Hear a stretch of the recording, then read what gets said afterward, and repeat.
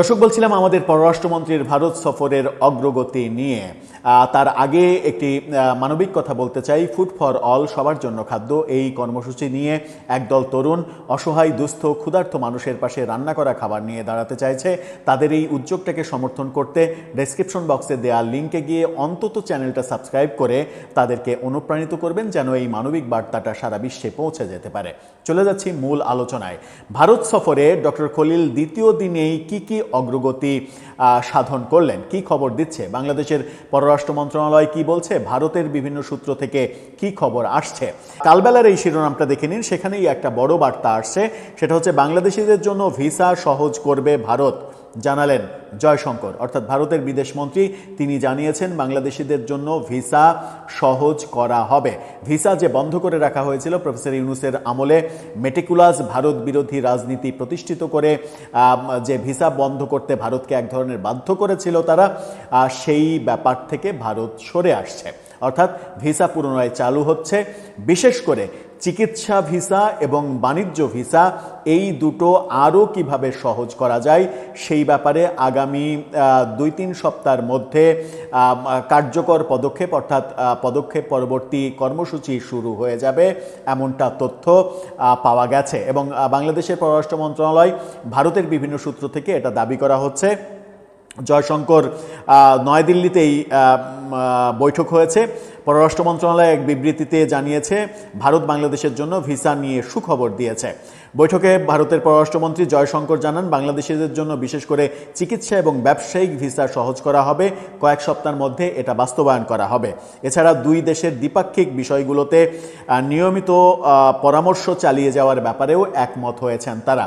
এই বৈঠকে একটা গুরুত্বপূর্ণ এজেন্ডা ছিল শেখ হাসিনার প্রত্যর্পণ। শেখ হাসিনাকে বাংলাদেশে ফেরত চাওয়া হয়েছে আবারও, অর্থাৎ বর্তমান সরকার থেকে আবারও শেখ হাসিনাকে ফেরত চাওয়া হয়েছে, কিন্তু সেই ব্যাপারে ভারত একমত হয়নি। ভারত শেখ হাসিনাকে ফেরত দেওয়ার ব্যাপারে এখনও তাদের যে আগের অবস্থান, সেই আগের অবস্থানই ধরে রেখেছে। এবং বিএনপি সরকারের আবার যে আবেদন, অর্থাৎ মানে দ্বিপক্ষীয় যে মিটিং, সেই মিটিংয়ে সেই আবেদন প্রত্যাখ্যান করেছে ভারত, এরকম খবর শোনা যাচ্ছে। এছাড়া গুরুত্বপূর্ণ বেশ কিছু তথ্য তৈরি হয়েছে এই সফরকে কেন্দ্র করে। একটা বড় সিদ্ধান্ত এসেছে, চ্যানেল আয়ের এই শিরোনামটা দেখে নিন। সেখানে বলা হচ্ছে ওসমান হাদি হত্যার আসামিদের ফেরত পাঠাতে সম্মত হয়েছে ভারত। এই খবরে বলা হচ্ছে যে ওসমান হাদির হত্যাকাণ্ডের যে 2 আসামি ফয়সাল এবং আলমগীর, তাদেরকে ভারত ফেরত পাঠাবে। এটা একটা বড় অগ্রগতি বাংলাদেশ সরকারের জন্য, যে অগ্রগতির সূচনা করতে পারেনি বিগত অন্তর্বর্তী মেটিকুলাস সরকার। শুধুমাত্র চাপাবাজি করে গিয়েছে তারা 1.5 বছরে, কোনো কাজের কাজ করতে পারেনি। এরপরে আরেকটি খবর যেটা দেয়া হচ্ছে সেটা হচ্ছে যে এই বুধবার দুপুরে দিল্লির হায়দ্রাবাদ হাউসে জয়শঙ্করের সঙ্গে বাংলাদেশের পররাষ্ট্রমন্ত্রী ডক্টর খলিলুর রহমানের আনুষ্ঠানিক বৈঠকটি অনুষ্ঠিত হয়েছে।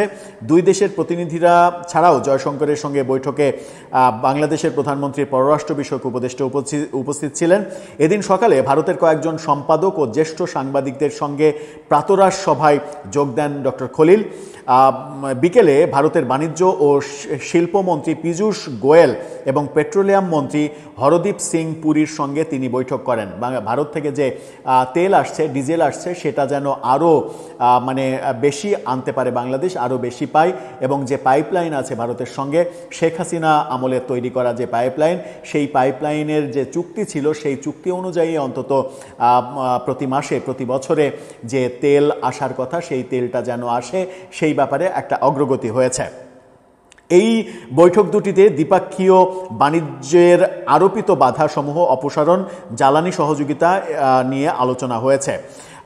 মঙ্গলবার সন্ধ্যায় বাংলাদেশের পররাষ্ট্রমন্ত্রী 3 দিনের ভারত সফরে গেলে বিমানবন্দরে তাকে স্বাগত জানান ভারতের নিরাপত্তা উপদেষ্টা অজিত দোভাল। এটা একটা সিগনিফিক্যান্ট ব্যাপার। অজিত দোভাল নিজে বিমানবন্দরে ডক্টর খলিলকে স্বাগত জানিয়েছেন। রাতেই দোভালের দেওয়া নৈশভোজে যোগ দেন খলিলুর রহমান। দোভালের সঙ্গে বৈঠকে আঞ্চলিক ও আন্তর্জাতিক কৌশলগত পরিস্থিতি নিয়ে আলোচনা হয়েছে বলে জানা গেছে। দোভাল ও রহমানের মধ্যে আলোচনায় ভারত বাংলাদেশ সম্পর্কের বিভিন্ন দিকও উঠে এসেছে, যার মূল লক্ষ্য ছিল সম্পর্কে একটি নতুন গতি সঞ্চার করা। তবে এই বৈঠকের বিষয়ে সরকারিভাবে কোনো কিছু স্বীকার করা হয়নি। দুই দেশের পররাষ্ট্র মন্ত্রণালয় এই ব্যাপারগুলো সরকারিভাবে স্বীকার করেনি। মানবজমিন এই তথ্যগুলো নিশ্চিত করছে। মানবজমিন আরও বলছে, জয়শঙ্করের সঙ্গে আনুষ্ঠানিক বৈঠকের বাইরে সাইড লাইনে দ্বিপক্ষীয় মানে দুইজনের আলাদা আলাপচারিতা হয়েছে দীর্ঘ সময় ধরে। এই দীর্ঘ সময়ের আলাপচারিতায় মূলত বাংলাদেশের রাজনৈতিক পরিস্থিতি, আওয়ামী লীগ ইস্যু, শেখ হাসিনা ইস্যু সহ বিভিন্ন ইস্যু আলোচিত হয়েছে। ডক্টর ইউনূসের আমলের যে সকল বাধা, সেই বাধাগুলো যেগুলো ডক্টর ইউনূস তৈরি করেছিলেন এবং বাংলাদেশে যে ভারত বিদ্বেষী রাজনীতি, সেই ব্যাপারগুলো নিয়েও আলোচনা হয়েছে বলে বিভিন্ন সূত্র দাবি করছে। তাহলে এই মানে ডক্টর খলিলের এই সফর থেকে আপাতত যে সুখবর বিএনপি সরকার মনে করতে পারে এসেছে, সেটা হচ্ছে যে ওসমান হাদির 2 আসামি তাদেরকে ফেরত দেবে ভারত।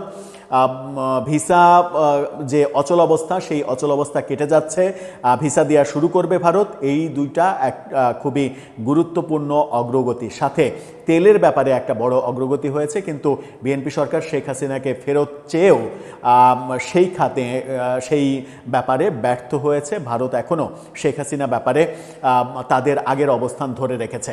যখন আমাদের পররাষ্ট্রমন্ত্রীর সঙ্গে এই বৈঠকটা হচ্ছে, তখন পর্যন্ত তাদের কাছে বাংলাদেশের সংসদে যে বিল আজকে পাশ করা হয়েছে, অর্থাৎ সন্ত্রাস বিরোধী আইন অধ্যাদেশ 2026, সেই বিলে যেটা আওয়ামী লীগের নিষেধাজ্ঞা আরও দীর্ঘায়িত হতে পারে, সেই ব্যাপারটা বৈঠকের আগে তাদের কাছে পৌঁছেছিল কিনা সেই ব্যাপারে নিশ্চয়ই কনফিউশন রয়েছে। আমার মনে হয় যে আজকের এই ইনফরমেশনটা পৌঁছার পরে ডক্টর খলিলের সঙ্গে আলোচনা কিংবা ইনফরমাল আলোচনা কিংবা অনলাইন বৈঠক যে কোনোভাবেই হোক, এই আলোচনায় নতুন মাত্রা যোগ হবে।